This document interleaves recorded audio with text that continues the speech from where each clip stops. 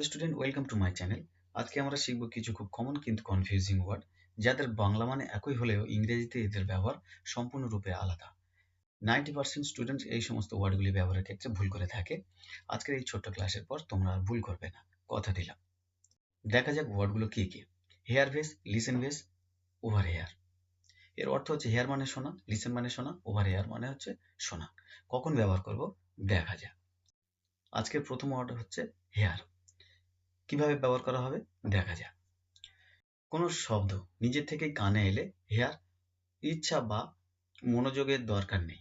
অর্থাৎ যখন কোনো বাইরের শব্দ আমাদের কানে আসে, যেখানে আমাদের শুনতে কোনো মনোযোগ বা ইচ্ছার প্রয়োজন হয় না, সেক্ষেত্রে হেয়ার শব্দটি ব্যবহার করব। যেমন বাইরে কোনো পাখির ডাকের শব্দ বা দূরে কোনো ঘন্টার ধ্বনির শব্দ আমাদের কানে যখন আসে, সেক্ষেত্রে কিন্তু আমরা হেয়ার শব্দটি ব্যবহার করব।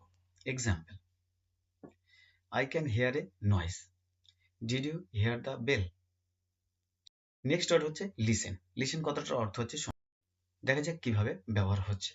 যখন ইচ্ছা করে বা মনোযোগ দিয়ে শোনা হয়, অর্থাৎ যখন আমরা কারোর কোনো কথা ইচ্ছা করে শুনি বা মনোযোগ দিয়ে শুনি, সেক্ষেত্রে লিসেন শব্দটি ব্যবহার করা হবে।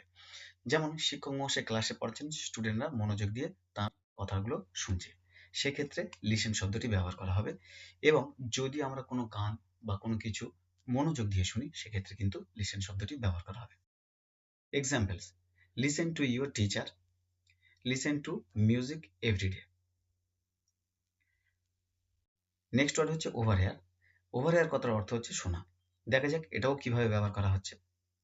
অজান্তে অন্যের কথা শুনে ফেলা বা ইচ্ছা না থাকলেও পাশে কারোর কোনো কথা কানে আসা।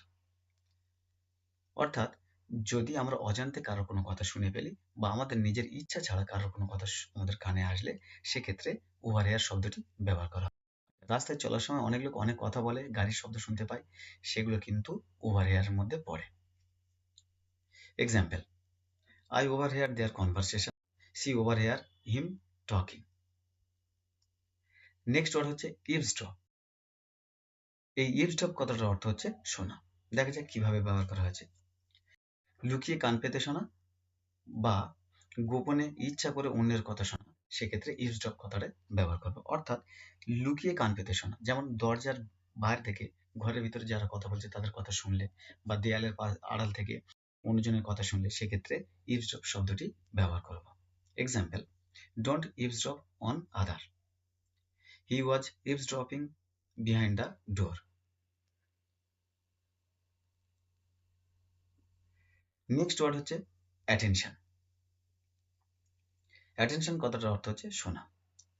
শুধু শোনা নয়, বুঝতেও চেষ্টা করা বা মনোযোগ দেওয়া। অর্থাৎ শিক্ষক মহাশয় ক্লাসে পড়াচ্ছেন, ছাত্রছাত্রীরা সেই ক্লাসের প্রতি মনোযোগ দিচ্ছে, সেক্ষেত্রে কিন্তু অ্যাটেনশন শব্দটি ব্যবহার করা হবে। Examples, pay attention to the lesson. Student should pay attention in class. Next word হলো হিট। গুরুত্ব দিয়ে শোনা, শুধু শোনা নয়, অ্যাডভাইস মেনে নেওয়া। অর্থাৎ যখন কোনো সম্মানীয় ব্যক্তি বা কোনো বয়োজ্যেষ্ঠ ব্যক্তি আমাদের কোনো উপদেশ দেয় বা নিষেধ করে, সেক্ষেত্রে আমরা যদি সেটা মেনে নিই, সেক্ষেত্রে হিট শব্দটি ব্যবহার করা হবে। Examples, he did not hid my advice, she hided the warning. Mishear, এটা হলো আমাদের লাস্ট ওয়ার্ড। মিসহেয়ার শব্দটির অর্থ হচ্ছে শোনা, ভুল শোনা বা শব্দ শোনা হয়েছে কিন্তু ভুলভাবে। অর্থাৎ যদি কেউ নাম বলে এবং তার নামটা যদি আমরা ভুলভাবে শুনে নিই, বা কেউ কোনো কথা বলেছে সেটা যদি আমরা ভুলভালভাবে শুনে থাকি, সেক্ষেত্রে কিন্তু মিসহেয়ার শব্দটি ব্যবহার করব। Example, I mishear your name, sorry I misheard you. এইগুলো ছিল আজকের ইম্পর্টেন্ট ওয়ার্ড। আশা করি আজকের ক্লাসের ওয়ার্ডসগুলির পার্থক্য তোমরা বুঝে গেছো। প্র্যাকটিস করবে তবে ইংরেজিতে স্ট্রং হবে। ভিডিওটি ভালো লেগে থাকলে লাইক করো এবং এরকম আরও ভিডিও পেতে চ্যানেলটিকে সাবস্ক্রাইব করে দিও।